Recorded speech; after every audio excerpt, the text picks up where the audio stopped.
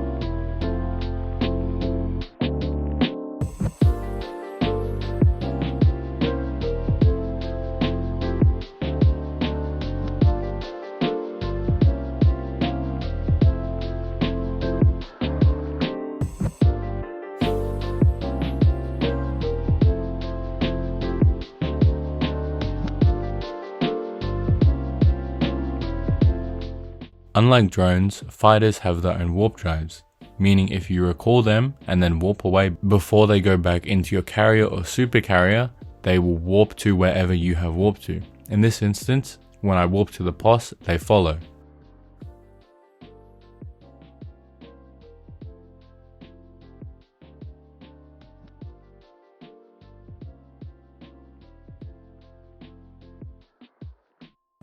And then after they have warped to me, they automatically keep their command of recalling, go back into the carrier and start to refuel. Refueling takes longer if they are more depleted, which basically means the more heavy rocket salvos you use, the longer it takes to refuel your fighters. Which basically means the more heavy rocket salvos and the more shield damage your fighters have taken, the longer they will take to refuel. Fighters naturally regenerate shield, however they do not naturally regenerate armor or hull. Now, another advantage of running hordes over squads is that you can get potential infested carrier, sentient infested carrier, and sentient infested super carrier spawns. Now these need to be dealt with capital ships like a carrier, dreadnought, or a super carrier. Super carrier being the best way to deal with these spawns. However, you can use a standard carrier. In this clip, I have my Thanatos and a friend in a Kronos helping me out to kill this infested carrier. I am neuting it out so it does not tank as much and slowly whittling it down with my fighters.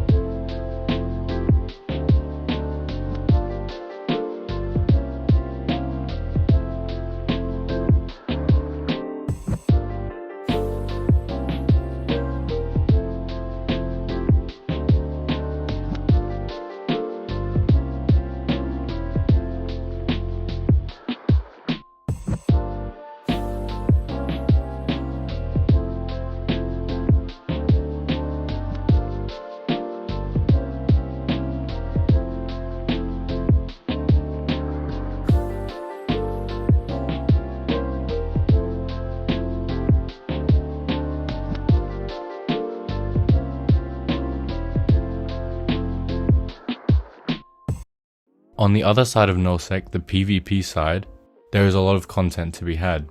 Now as of yet, I am not the best PvP pilot and tend to lose more ships than I kill, but I am slowly getting better and learning to fight people who don't have friends next door. Now what I will say is that PvP is not a required thing in Null for the most part. Most people are happy to sit and do PvE all day, which I have absolutely no problem with, as it is what I tend to do as well. The only mandatory PvP in Null are the regularly scheduled CTA fleets. These are usually composed of a few different corporations and either push out into enemy territory or form up to defend friendly territory. Now with that out of the way, it's time to get into some fights. First, I'm going to start with some small game content that I've recorded. The first fight is a Hugin and friends versus an Astarte, Vedmak, Squall and a Super Blingo Neros. Now, for the fight with the Hugin, the fleet composition is a Saber, Osprey Navy issue, Caracal, Vedmak, Orthos, Ferox, and then my Hugin. I'm running a decently buffer tanked Hugin with a web, point, afterburner and autocannons. Originally, this was designed to be an ESS ship. However, a situation arose where I needed to use it outside of the ESS. Having a micro warp drive might have helped significantly in this fight. So here we are landing on grid, and I'm going to try and keep the Astarte in my web so that as a blaster ship it cannot apply much damage to the rest of the fleet. So I've got web and point on it, and we're going to start trying to whittle it down. As you can see, I get primaried by the Astarte as it tries to kill me to take the webs off of it. Now in this fight I do make a few mistakes, such as getting close to the Astarte and getting in range of its blasters. However, I'm lucky enough that we have some Logi on grid to help me out.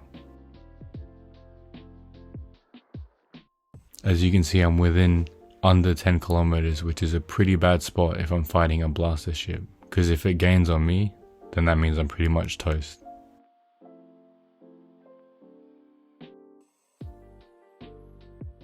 But you can see here that the web drops on me. I've broadcasted for shields as I'm getting a little low, and I've started pulling range away from the Astarte.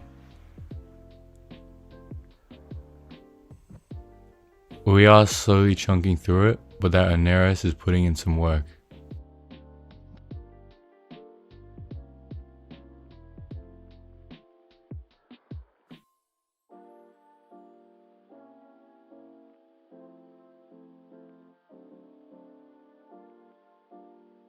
Now at the moment, we are split between the Oneris and the Astarte. There is a Vedmak with the Oneris pointed way off 150 kilometers away, while we focus down the Astarte.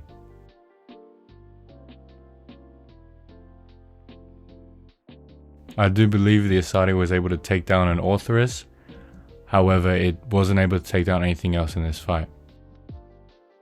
And again, as you can see, very bad idea to approach it. I'm within its optimal. C is landing 5, 6, even 700 volleys on me, so I need to start pulling range. That was a big mistake that I made in this fight. Luckily I did not die. Could have been very bad.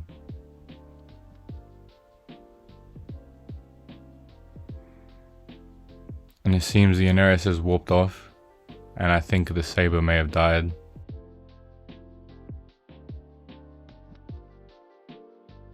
And here the Oneris comes back in within point range. And I do believe a few people get point on it and try to keep it here. So now that the Oneris is pointed, it can't get away. And if we can break the Astarte, then we can focus on the Oneris.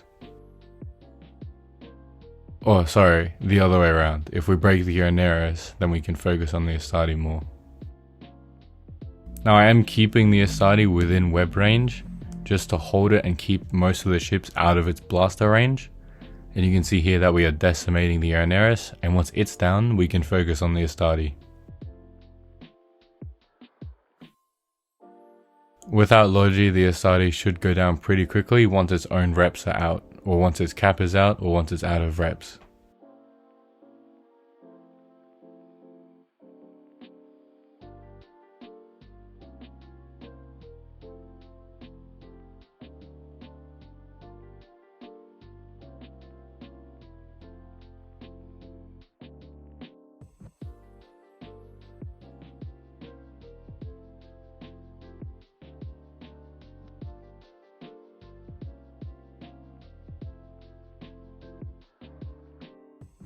So now heating damage on this Astarte to try and break through it. It's holding pretty well, but we are slowly getting it down.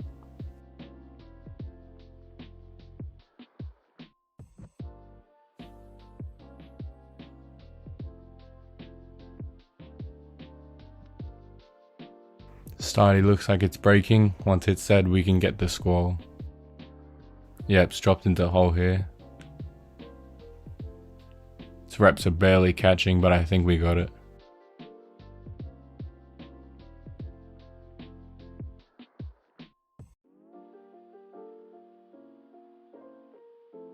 and down goes the Astarte. Now here I try to loot because the authoress who died was looted by the Astarte, so I'm getting his loot back. I think it was a Federation Navy web, and I was able to get the Astarte's capacitor booster. Yep, and then the score goes down. Yep, here's the web and the capacitor booster and some abyssal loot. Rest of it is pretty much junk. But I can get the author's pilot back his web and keep the capacitor booster for myself.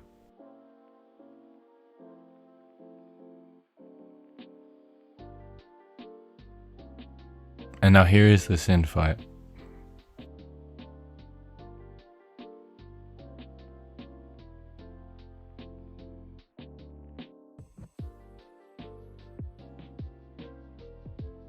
Landing on grid, I land about 50 kilometers away from the exec navy and their executors, so I do have to burn in for quite a while before I can do anything.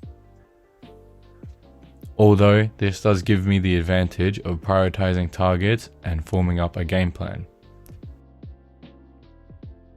While a Sin against 3 cruisers may seem a bit overkill, it was mostly just practice for the newt cycling and keeping my capacitor up, and figuring out the best way to cycle newts, as I've not really flown a newt ship before. Flying in, my idea is to fully cap out the executor navy issue to stop it from killing anything else. And my secondary goal is to break the cap chain between the 2 standard executors. And now you can see up and close with the executor navy issue is Acerx in his thorax or Demos, I forget which.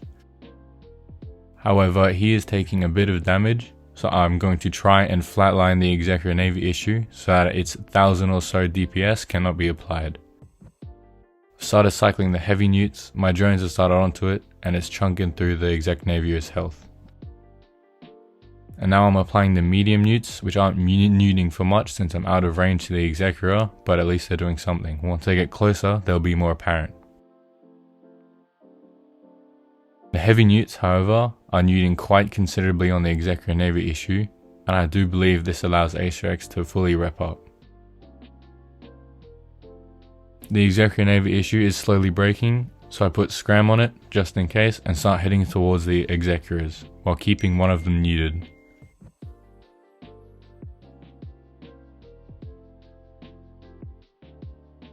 That executor navy issue is almost down, it'll be down in a second, and then we can focus on the standard executors.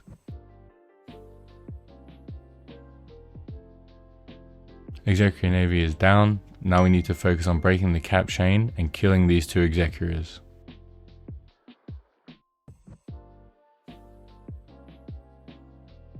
Now a mistake that I did make is I'm cycling all of my newts practically at the same time, which allows them to either cap up or recharge capacitor. What I should have done instead is cycle the newts so that it's harder for them to recharge, harder for them to cap up.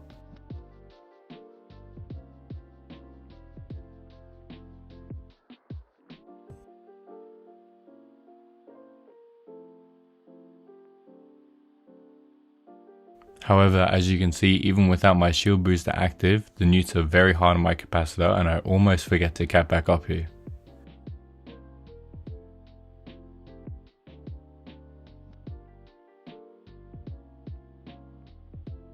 Now I've started switching the newts to both executors, as A, it is closer, and B, my thinking was that if I can cap out both, that will stop the cap chain.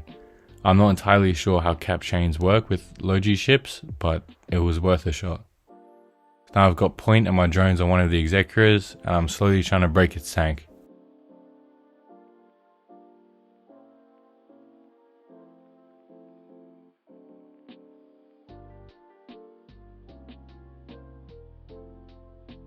It does seem to be breaking very slowly.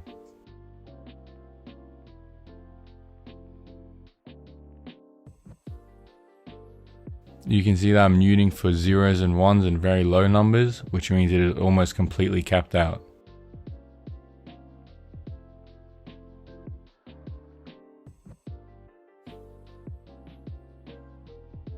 Now at this moment, I'm unsure if the second Executor is tackled, so I'm heading over to try and get a tackle on it.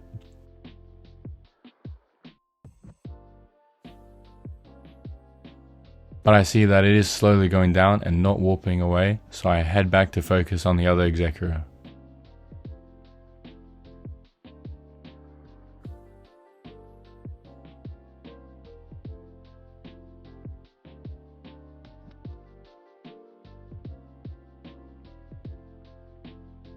With that first Executor down, the second Executor should fall pretty quickly.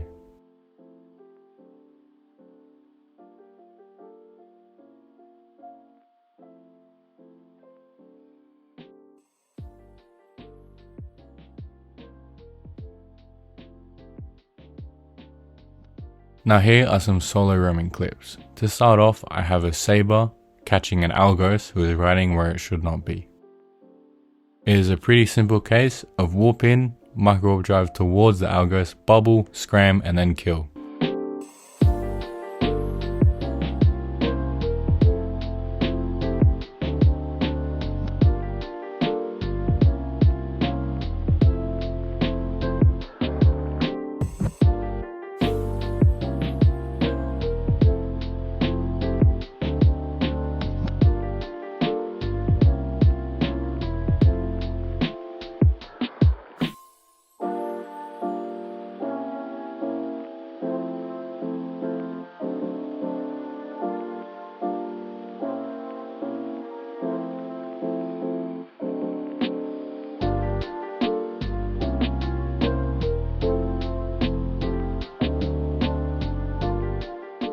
However, the second time that I find him, it's a little more complicated as he's at a safe.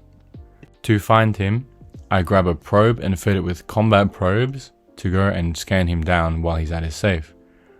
Once I have him scanned down, I warp, point and then warp in the Saber to bubble and kill him.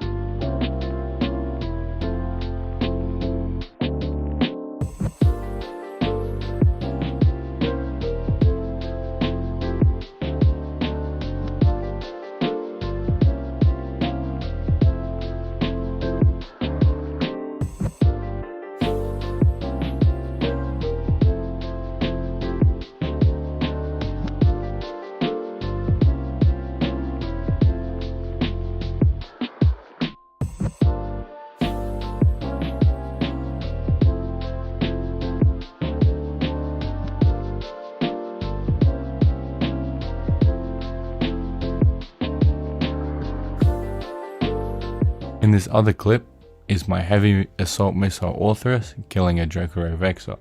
These Vexors are not very heavily tanked and don't need a lot of DPS to kill. However, usually they get off field before you can warp to them.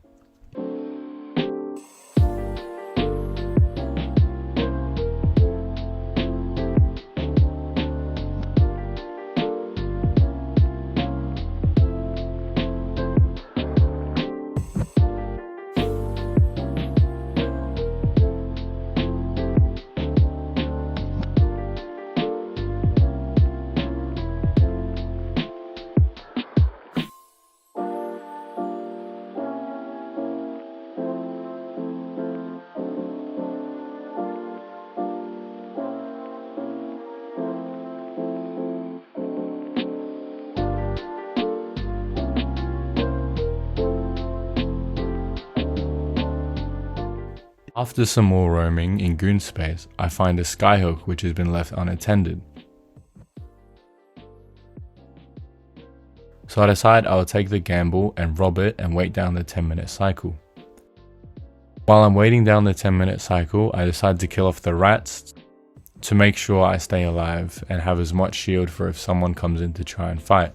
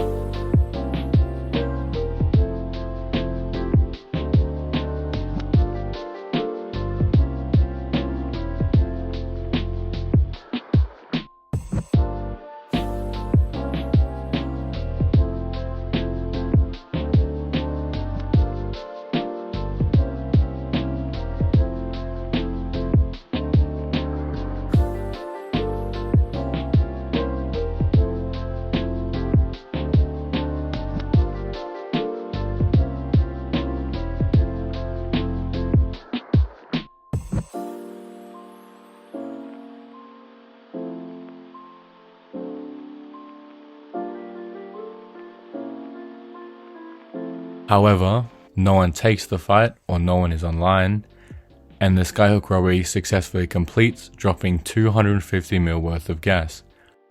However, I was very unprepared and did not have a hauler, so I was only able to pick up around 50 mil worth of the gas before filamenting back out to home. Thank you for sticking to the end, and I do hope that you enjoyed the video.